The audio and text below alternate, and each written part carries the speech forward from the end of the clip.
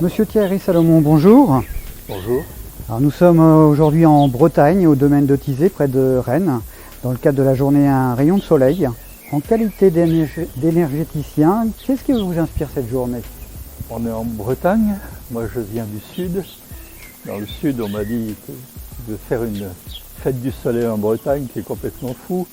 Alors on a eu quand même un petit peu de soleil ce matin, donc c'est très bien. Premier rayon de soleil avant une grande fête du soleil que j'espère pour 2022. Et ça se passe dans la bonne humeur et dans l'exploration de ce qu'on veut faire l'année prochaine. Donc ça c'est très intéressant. Et la rencontre et les échanges. Bien. Alors vous êtes un des fondateurs de Négawatt, une association militante, notamment en faveur des énergies renouvelables. Pouvez-vous nous présenter la genèse de cette association? C'est une association qui maintenant a 20 ans et qui a été conçue au départ par quelques personnes, plutôt des gens qui étaient en responsabilité de bureau d'études dans l'énergie et qui se sont dit, l'énergie on la présente toujours sous l'angle de la production, le barrage, la centrale, etc., etc. Jamais sous l'angle de la consommation. Et on voyait bien que, faisant mesure, en regardant la consommation des différents appareillages, on voyait qu'on avait là un champ tout à fait important de réduction de la consommation d'énergie. Et l'idée toute bête est de dire si on arrive à réduire la consommation d'énergie pour les mêmes usages fondamentaux, eh bien à ce moment-là on arrivera à réduire évidemment le niveau de la production. On aura moins besoin d'éléments de production. Et assez vite on s'est aperçu que le champ du possible en matière de réduction de consommation était absolument immense, extrêmement important. À partir de là, les scénarios énergétiques qui étaient sur la table, qui étaient proposés par le ministère de l'Industrie à l'époque, etc., ne nous satisfaisaient pas puisqu'ils étaient, dès le départ, avec une hypothèse d'énergie toujours croissante. En gros, plus on a d'énergie qui est produite et plus on sera heureux. Et on nagera dans le bien-être. Et évidemment, nous, ce n'était pas ce qu'on sentait derrière. Et qu'au contraire, il fallait réduire la consommation d'énergie pour arriver à faire en sorte qu'on atteigne une production énergétique qui soit essentiellement faite par les énergies renouvelables, pratiquement à 100%. D'où un premier scénario, 2003, un autre en 2007, un autre en 2011, qui a eu beaucoup plus d'intérêt et de succès, qui venait juste après ou en même temps que Fukushima. Et puis un autre scénario en 2017, et on va maintenant en préparer un pour la fin de l'année, pour l'automne donc 2021.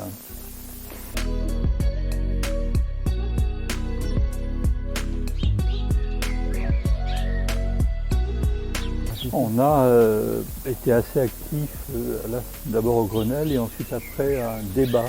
Ça c'était effectivement sous le président Sarkozy et puis ensuite après il y a eu un débat important sur la transition énergétique sous François Hollande, Ségolène Royal, etc. On a amené justement l'idée forte qui était de dire ne regardons pas uniquement la production, regardons aussi la consommation. Et en termes de consommation, par des politiques de sobriété et d'efficacité énergétique, et bien à ce moment-là, on résout la moitié du problème. La transition énergétique, écologique et énergétique, elle doit s'appuyer sur deux jambes. Une jambe sur la production, une jambe sur la consommation, et pas uniquement sur simplement la jambe de la production. On serait à ce moment-là très unijambiste en quelque sorte. Donc on a amené ça et en ayant traité la question sur le résidentiel, le tertiaire, la mobilité des personnes, le fret, l'industrie, l'agriculture, etc., par un groupe d'une vingtaine de personnes à peu près qui ont travaillé sur ce scénario. Ce n'est pas du tout l'objet d'un travail solitaire, c'est au contraire, il y a beaucoup d'intelligence collective derrière ça, parce que l'énergie c'est très très vaste, et donc il faut aussi avoir des gens couvrant l'ensemble de ces champs. Alors on l'a fait sur la consommation et puis on l'a fait sur du côté de la production, une fois qu'on avait, je dirais, un scénario de consommation, de demande, ce qu'on appelle la demande en énergie, il fallait mettre au regard la production. Et à partir des scénarios 2011 notamment, on est arrivé à un niveau de production pratiquement à 100% en énergie renouvelable à l'horizon 2050. À cette époque-là, Ça a fait du bruit parce que les gens nous ont dit que c'était pas possible, qu'on ne pouvait pas le faire avec des renouvelables. Et petit à petit, de difficultés apparaissent comme des problèmes que l'on peut résoudre. On est typiquement dans le cas où, sur une question qui a été très peu travaillée en matière d'ingénierie, dès qu'on met de l'intelligence là-dessus, dès qu'on a des éléments de simulation, de modélisation, on arrive à un résultat qui semble tout à fait possible. En tout cas, les derniers travaux qui sont faits notamment par le réseau de transport d'électricité sur la partie électrique indiquent très clairement que jusqu'à 60% d'énergie renouvelable. En fait, les problèmes sont peut-être à partir de 2040. Donc on a 20 ans devant nous pour les résoudre. Le problème est étudié dans énormément de pays. La difficulté qui restait notamment sur le problème électrique, ce qu'on appelle l'intermittence des énergies renouvelables, je préfère le thème de variabilité prévisible des énergies renouvelables. L'intermittence, c'est ça va, ça vient, ça part, etc. C'est pas aléatoire cette affaire-là. C'est de mieux en mieux quand est-ce qu'il y aura du vent, quand est-ce qu'il y aura du soleil. Et donc on peut à ce moment-là prévoir. Eh bien on prévoit de mieux en mieux. Et derrière, on va vers un système énergétique plus complexe qu'aujourd'hui, beaucoup moins pyramidal, mais avec plusieurs centaines de milliers de producteurs. Donc on est assez confiant. Les choses ont évolué considérablement dans les années 2010-2015. On a assisté à une baisse très nette du photovoltaïque, de l'éolien terrestre, de l'éolien et maintenant de l'éolien offshore. Et on est sur des niveaux de coûts qui sont par exemple très nettement inférieurs maintenant au nucléaire. Alors même si on y rajoute des éléments liés au stockage, liés à la variabilité, le problème de coût est sauté pratiquement d'ailleurs. Dans le scénario qui va sortir en fin septembre, début octobre, on confirme en fait énormément de choses de ce qu'on avait mis avant. C'est de plus en plus solide si vous voulez. Et on va plus loin, c'est-à-dire qu'on avait déjà dans les scénarios à partir de 2011, intégré un autre scénario qui s'appelle AFTER, qui lui est sur la problématique de l'alimentation, l'agriculture territoire. Est-ce que c'est cohérent? Est-ce que les deux sont cohérents? Alors on les a appareillés en quelque sorte. Hein. Les deux scénarios sont vraiment très calés entre eux, plus que jumeaux, siamois pratiquement. Et maintenant on va rajouter, on va publier à la fin de l'année, un autre scénario, un troisième, également couplé aux deux autres, très couplé aux deux autres, qui est sur les matériaux. Est-ce qu'on a suffisamment de matériaux? Parce que les gens nous disaient, bon c'est bien beau votre scénario, mais est-ce que vous avez assez d'acier, est-ce que vous avez assez de matériaux biosourcés pour l'isolation, etc. On a tout calculé et on s'est aperçu aussi que ça passe, mais ça nécessite quand même des évolutions fortes sur le plan technologique, industriel. On voit bien que lorsqu'une industrie a toutes les raisons de croire que là il y a un marché potentiel très important et qu'il est intéressant d'être le premier dans le marché, ça va très vite. Là où il peut y avoir des points de tension, c'est peut-être là où on ne l'imagine pas encore aujourd'hui, par exemple sur l'utilisation du cuivre, sur cobalt, il y a quelques points comme ça sur lesquels il faudra faire très attention, mais le problème est mondial, hein, il n'est pas uniquement franco-français. Et justement, quand on parle d'énergie renouvelable, les arguments qui viennent contre souvent sont leurs besoins en matériaux rares ou leur manque de recyclabilité pour certains. Qu'est-ce que vous répondez à ces gens-là? D'abord, sur la question des fameuses terres rares, dans le photovoltaïque, il n'y en a pas. Déjà, c'est essentiellement du silicium. Des fois, le problème n'est pas là où on l'imagine. Par exemple, dans le photovoltaïque, à un moment donné, on faisait des cadres en aluminium. Donc, le problème était, quand on faisait une analyse de cycle de vie, le problème était sur le cadre et pas sur la photovoltaïque. C'est ça qu'il faut. Donc il faut vraiment avoir à chaque fois une vue d'ensemble, une vue, je dirais, systémique de la complexité, en analyse de cycle de vie. Sur, par exemple, les terres rares concernant l'éolien, dont on parle beaucoup, ça relève à ce moment-là des aimants à haute performance. Bon, les constructeurs ont vu le problème et derrière sont en train de s'en passer ou de réduire ou de vraiment travailler le recyclage correspondant. Donc il y a un gros travail qui est fait là-dessus. L'éolienne aujourd'hui il est recyclable à 93%, c'est quand même énorme. Il y a des trucs qu'on ne sait pas encore complètement recycler. Les pales, par exemple, il y a plusieurs niveaux. C'est-à-dire qu'il y a, des fois, c'est pas intéressant de recycler les fibres, proprement dit. Ça va coûter plus cher en énergie, matière, etc. Par contre, réutiliser la matière pour autre chose, c'est faisable, vous voyez. Donc il y a aussi le réemploi. Pas nécessairement, d'ailleurs, dans le même domaine. Donc c'est ça qu'il faut mettre en place, mais c'est pas bloquant. Quand je parle d'éléments bloquants, c'est-à-dire des choses qui sont tout à fait essentielles et sur lesquelles la recherche bute et n'arrive pas. Un très bel exemple, c'est la gestion des déchets nucléaires. On ne sait pas éliminer totalement les déchets nucléaires. Donc depuis la première pile atomique de Fermi en 1943 à Chicago, les déchets nucléaires, on les traite un peu, etc., mais au final, ceux qui sont les plus dangereux sont stockés pour à peu près 10 000 ans, même un peu plus. Bon, donc là, on peut dire qu'on est dans une solution boiteuse, dans la mesure où elle va léguer à ceux qui nous suivent des fardeaux considérables. Il va falloir traiter, on ne va pas laisser comme ça tout seul. Donc vraisemblablement, ces générations en question, même si elles trouvent la solution pour éliminer ces déchets, vont devoir les récupérer éventuellement. Enfin voilà, on laisse des grenades dégoupillées en quelque sorte à ceux qui nous suivent. Ce qui n'est pas du tout le cas des renouvelables, enfin, extrêmement peu. Par exemple, imaginons que demain, on arrive à trouver une énergie formidable et qu'on n'ait plus besoin d'éoliennes terrestres. Bon, le cas est prévu, c'est-à-dire que quelque part, dans le cas d'une éolienne tenue de provisionner le démantèlement, et il est prévu de décaisser sur 1 mètre une épaisseur importante la partie béton.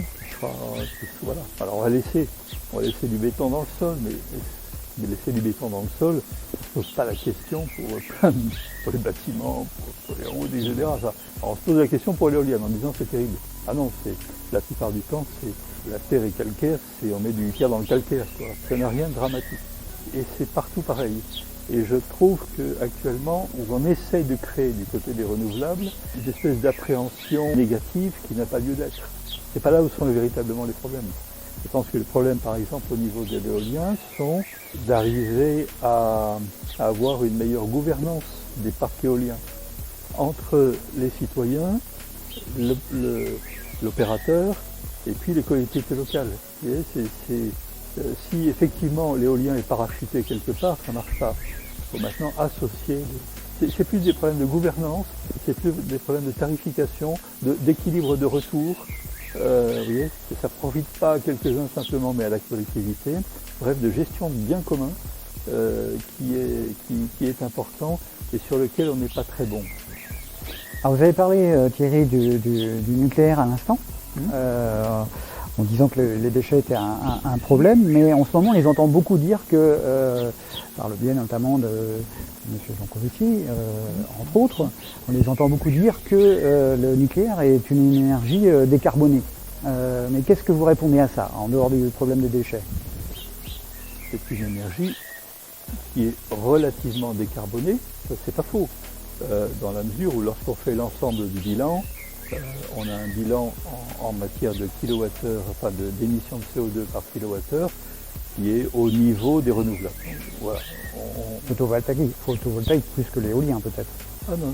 Non, pareil aussi. Non, l'éolien, il n'y a pas de... Non. À partir du moment où on est bien en analyse de cycle de vie, on est bien offshore, on a encore un peu de progrès peut-être à faire, etc.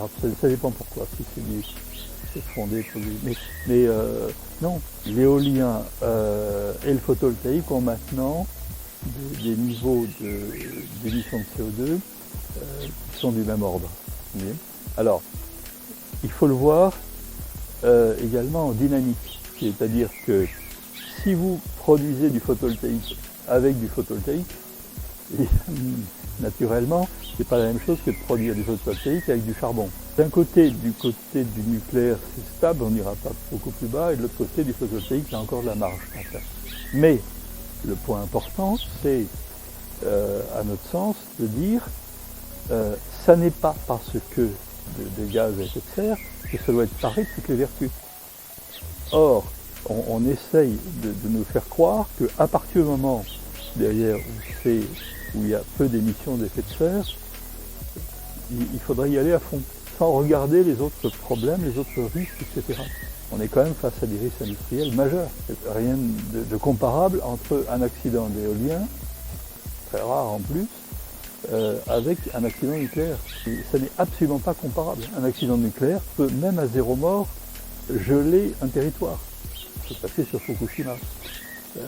Pas complètement exclu que vous voyez, donc le risque peut être considéré comme extrêmement faible, mais si l'ampleur du risque est maximale, on se retrouve à ce moment-là devant une sorte de pari pascalien qui est ok, un risque avec une statistique très faible, mais derrière une conséquence qui peut être considérable.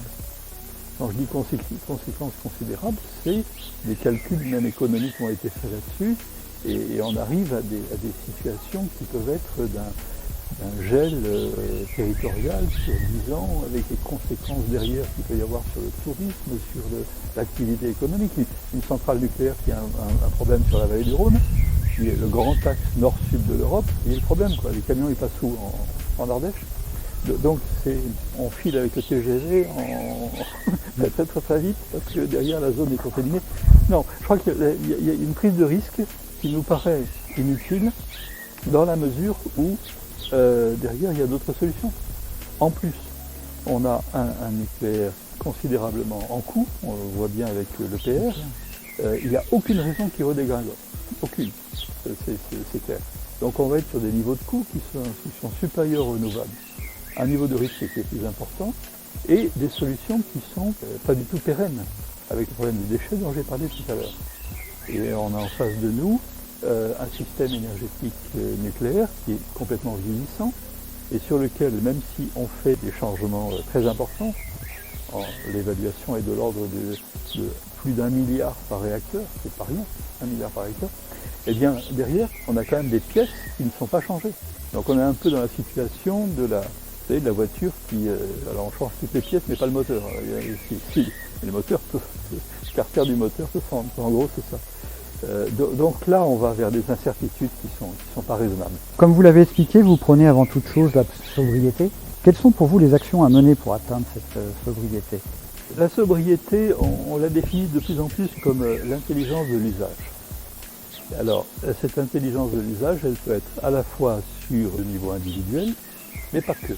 Et on gagne encore plus lorsqu'on a une intelligence de l'usage collectif. Ça veut dire par exemple que de regarder avec un œil neuf nos consommations d'énergie. Prenons un exemple sur la voiture. Aujourd'hui, on voit dans nos villes des SUV utilisés quelques kilomètres, avec à l'intérieur une seule personne qui fait 70 kg, un véhicule qui fait 1700 kg pour aller d'un point A à un point B sur quelques kilomètres. Est-ce qu'on est dans le bon outil? La réponse est non. On est sur un outil qui n'a pas lieu d'être. Donc un 4x4 peut être intéressant en montagne, enfin dans des situations particulières. Il ne s'agit pas d'être contre les 4x4, mais de mettre le bon outil au bon endroit. Et donc en ville, il faut bannir les gros véhicules qui n'ont plus de sens. Ça n'a aucun sens, si vous voulez, par rapport à l'usage. Et à ce moment-là, avoir une offre de véhicules qui va être, par exemple, des petits véhicules électriques à 2 personnes, 3 personnes, et puis fait pour la ville, c'est-à-dire fait pour ces déplacements compliqués que tout le monde connaît, qui est je récupère les enfants à l'école, j'en mets un à la danse, le troisième, je repars, je fais les courses, etc. Des trucs très difficiles à faire en transport en commun. Il faut garder évidemment les transports en commun derrière et les augmenter, mais avoir aussi l'outil de déplacement, une offre de véhicules qui permet à ce moment-là de garder un service, voire même de l'améliorer, et tout en baissant la consommation. Et là, sur cet exemple-là, on est sur un facteur de division par 4 à 8 de la consommation d'énergie, c'est énorme. Pour le même service rendu, en termes d'efficacité, puisqu'on prône à la fois la sobriété et l'efficacité. Le fait, par exemple, de rénover un logement, va faire en sorte qu'on va avoir une augmentation du confort tout en diminuant la consommation d'énergie. Pourquoi? Parce que vous avez un logement qui est très bien isolé, les parois ne sont pas des parois froides, l'air à l'intérieur est stabilisé, il n'y a pas de courant d'air, moins de problèmes de santé dans des appartements très délabrés, etc. etc. Et on résout plein de problèmes. C'est-à-dire que derrière, le bénéficiaire, c'est qui? C'est le locataire, c'est le propriétaire qui voit la valeur de son logement augmenter, c'est la collectivité sur laquelle il y a eu de la création d'activités au travers de l'artisanat, etc., etc. C'est la rénovation des logements en France, c'est le plus grand chantier français, sauf qu'il est éparpillé. Et là, on a du mal. On préfère les gros machins, les grands chantiers. Mais les grands chantiers durent 2 ans, 3 ans. Là, c'est un chantier qui est sur à peu près 30 ans, 30 à 40 ans. Là, c'est autre bénéficiaire, le climat, évidemment. Et puis, le dernier bénéficiaire, c'est le pouvoir d'achat, à la fois dans les particuliers, mais aussi au niveau national, l'indépendance en matière énergétique. Moins de pétrole, moins de gaz à acheter à l'extérieur. 5 gagnants. Et on ne le fait pas. Bon. Alors pourquoi on ne le fait pas? On a du mal. Le discours est bon, il n'y a pas de problème, tout le monde veut faire ça. Personne s'y oppose. Mais derrière, on a du mal dans la mise en œuvre et dans ce qu'on pourrait appeler l'effet d'échelle. C'est-à-dire de dire, ok, c'est plus maintenant quelques milliers d'opérations pilotes qu'il faut faire, c'est à peu près 750 000 à 800 000 opérations par an. Et là, ça nécessite, je dirais, logistique qui est à mettre en œuvre. À ce niveau-là, pas en bricole. On y est presque avec MaPrimeRénov' qui cette année on va dépasser les 800 000 logements rénovés. On y est presque, sauf qu'il y a un problème, c'est le choix des matériaux peut-être. Alors, il y a un problème, c'est quand je parle de 800 000, c'est 800 000 rénovations en profondeur. Voilà. C'est pas uniquement changer... l'efficacité, ce que vous dites. Oui, non, mais c'est pas uniquement mettre un peu d'isolant en comble, de changer les fenêtres ou une chaudière. On n'arrivera pas aux résultats et aux objectifs si on a simplement ça. C'est vraiment un traitement des logements qui est à réaliser de façon à baisser les consommations d'un facteur 2 à 4, ça dépend des 2, 3, 4, ça dépend des situations. Mais là, ça veut dire un autre regard sur le logement et pas uniquement un peu de laine de verre déroulée en comble. C'est ça le problème. Parce que dans la rénovation, on a à la fois le nombre, on en a parlé tout à l'heure, mais il y a aussi le niveau de performance. Et si le niveau de performance n'est pas bon, ça ne marchera pas. Avec les énergies renouvelables, nous sommes dans l'ère des high-tech, mais quand on parle de sobriété, on évoque forcément une démarche low-tech. Pensez-vous que les deux démarches sont compatibles aujourd'hui? J'ai du mal à opposer low-tech et high-tech.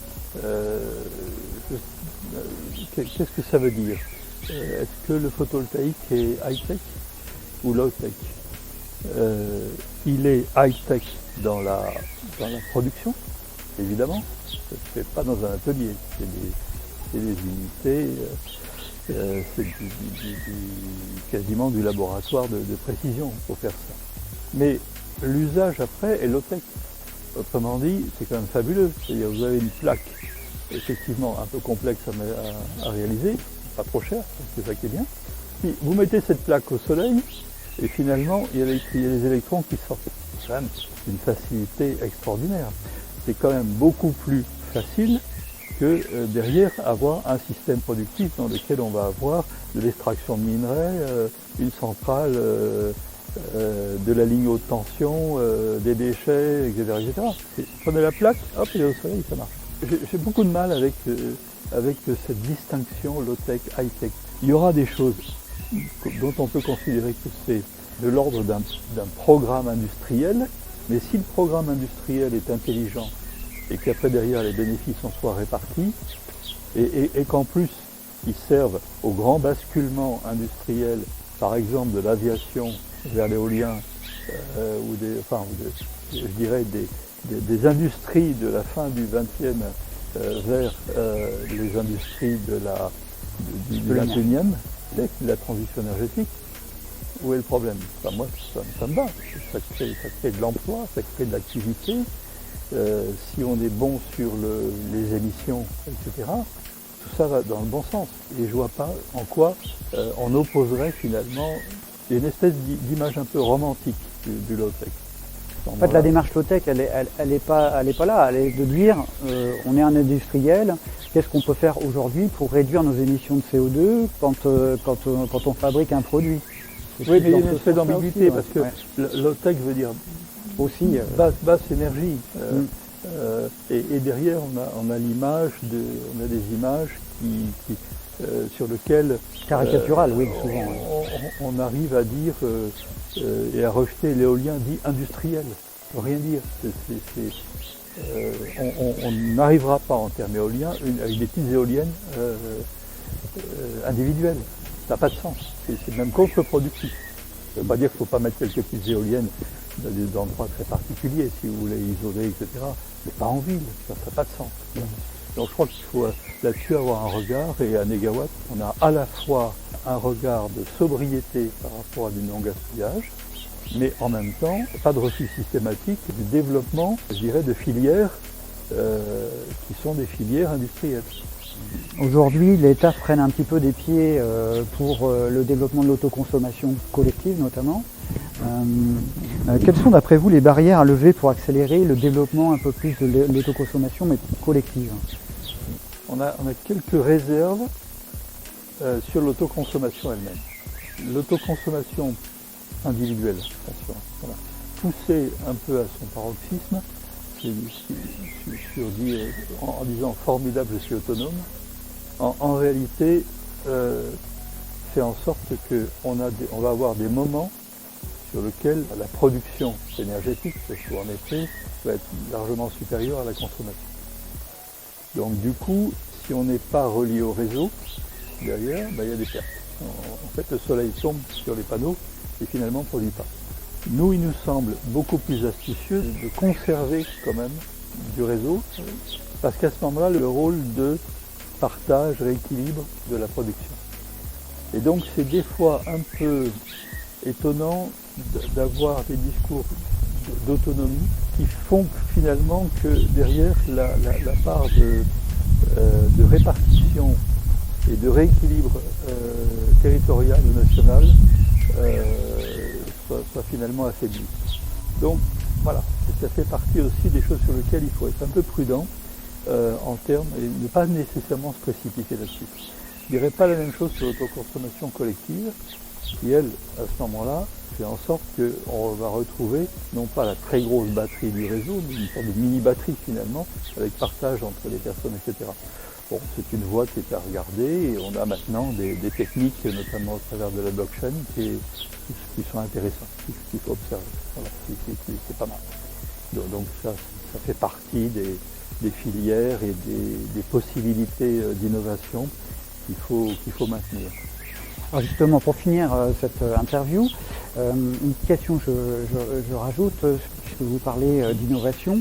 Qu'est-ce que vous voyez, peut-être dans le prochain scénario qui va sortir en septembre, à l'automne, qu'est-ce que vous voyez? Est-ce que vous avez rajouté des nouvelles possibilités, des nouvelles énergies? On parle beaucoup d'hydrogène, l'année dernière ça a été l'année de l'hydrogène, on parle du méthane, on parle de certaines autres énergies. Est-ce que vous pensez que potentiellement ça peut encore améliorer le scénario, enfin la transition énergétique? Oui, alors attention sur l'hydrogène. L'hydrogène n'est pas une énergie. L'hydrogène est un vecteur énergétique.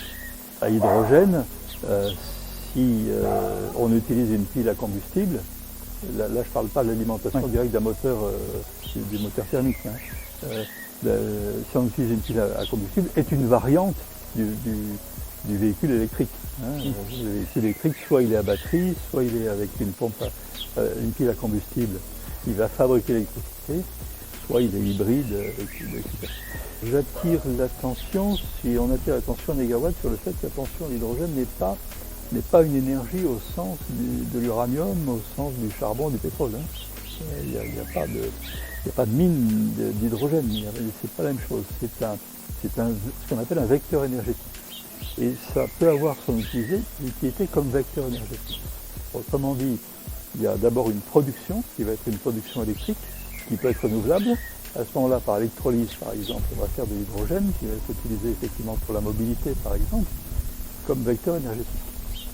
Et avec même une autre transformation, on vient d'en parler, de l'hydrogène vers l'électricité sur la voiture elle-même ou pas. Donc oui, c'est un moyen supplémentaire qui n'est pas inintéressant. Cela étant, ça n'est pas non plus, parce que c'est cher, parce que c'est compliqué, parce qu'il n'y a pas de réseau, parce que ceci, cela, etc. Ça n'est pas non plus la poule aux œufs d'or. Il y a un côté miroir aux alouettes qui est derrière. On voit beaucoup de financements arriver dessus, etc. Nous, il nous semble qu'il y a aussi une voie qu'il faut mener en parallèle, qui est celle du gaz, mais du gaz d'origine renouvelable, du gaz méthane. Alors, le gaz méthane aujourd'hui, il est essentiellement d'origine fossile, donc on l'achète à Poutine, on l'achète en Algérie, mer du Nord, etc., etc. Mais il est d'origine fossile, comme le pétrole, si vous voulez, hein, c'est la même chose. Donc lorsqu'on va utiliser et brûler ce gaz fossile, à ce moment-là, effectivement, on a du carbone en plus dans l'atmosphère. Pour le gaz renouvelable, c'est pas la même chose. C'est-à-dire qu'en fait, ce gaz renouvelable, qui vient par exemple de la méthanisation, et donc du traitement de matière végétale et des fermentations pour faire du méthane, ça veut dire que la molécule de carbone, elle a déjà été captée dans l'atmosphère par la plante, et la molécule de carbone, après, elle va être dans la molécule de CH4, le C de CH4, et puis après, derrière, elle va repartir dans l'atmosphère. Donc en boucle, le bilan est à zéro. Alors, il est à zéro, mais il y a un certain temps qui s'est produit entre le moment où ça a été capté et le moment où ça n'est pas. Donc c'est sur ce temps-là qu'il faut... Mais globalement, c'est sur ce temps qu'il peut y avoir un problème, parce qu'il faut aussi aller vite évidemment sur la diminution des émissions. Mais il ne faut surtout pas comparer le gaz d'origine renouvelable, le méthane, du gaz fossile. Et nous, vraiment, on prêche pour la distinction entre les deux. C'est pas, même si c'est compliqué parce que c'est la même molécule et tout le monde l'appelle gaz. Alors pourquoi c'est important? Parce que on considère, nous, à Négawatt, qu'il faut maintenant travailler la complémentarité entre l'électron et la molécule. Autrement dit, on a de l'électricité d'un côté, on sait faire, et puis on a de la molécule de gaz de l'autre. Actuellement, les deux sont en concurrence. Ils sont concurrence commerciale, il y a les électriciens d'un côté, les gaziers de l'autre, ils ne parlent pas, bref. Et tous ces gens-là au lieu d'être en complémentarité, ils sont en concurrence.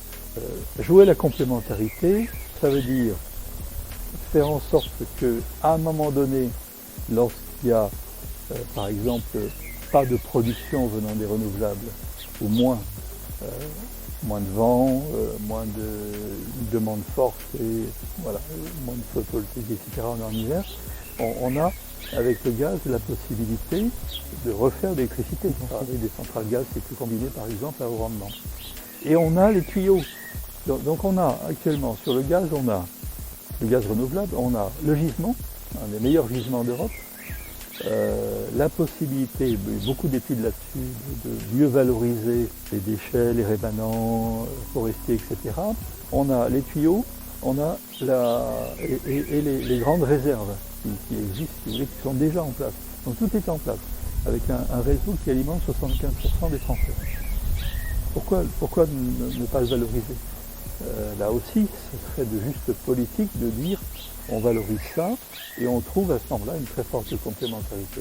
Et là, si on fait ça, à ce moment-là, on a ce qui manque encore aujourd'hui, si vous voulez, c'est la sécurisation de périodes sur lesquelles il peut y avoir moins d'ensoleillement, moins de renouvelable. Si c'est couplé à une baisse de la consommation, libère les contraintes, évidemment, ça détend les contraintes. S'il y a moins de consommation, il y a moins de problèmes. Derrière, eh bien, à ce moment-là, on est finalement sur un double mix gagnant. Est-ce que vous croyez aussi aux innovations dans le stockage de l'énergie? Parce que c'est un peu le souci aujourd'hui, si on n'arrive pas à compenser complètement avec ces énergies déjà existantes, le stockage peut être une solution. Est-ce que vous pensez que l'innovation là peut encore améliorer? Oui, je viens d'évoquer des solutions de stockage. Ouais. Stockage de gaz, parce que le stockage, si vous voulez, le stockage doit se conjuguer. Soit on a besoin de stockage de courte durée, moyenne durée, de masse ou pas, etc. Donc quand on parle du stockage, il faudrait plutôt dire les stockages. Donc il y a des possibilités de stockage, par exemple journalier, qui permettent à ce moment-là de faire en sorte que la production journalière électrique maximale vers midi soit répercutée en fin de journée, etc. Il y a du stockage de plus longue durée. Il y a la possibilité aussi de ne pas stocker, de décaler les consommations dans beaucoup de cas de figure. Votre congélateur, s'il est décalé, s'il ne marche pas à 19h, entre 19h et entre 18h et 20h, et qu'après derrière il marche plus tard, ça permet d'éviter la problématique de la pointe. Ces questions-là, il faut bien voir qu'elles sont, c'est pas uniquement un problème de consommation d'énergie, c'est un problème de puissance à un moment donné. C'est-à-dire qu'est-ce qu'on a besoin à un moment donné. Donc il faut arriver à lisser la courbe. Tout ce qui est rénovation du logement lisse les courbes.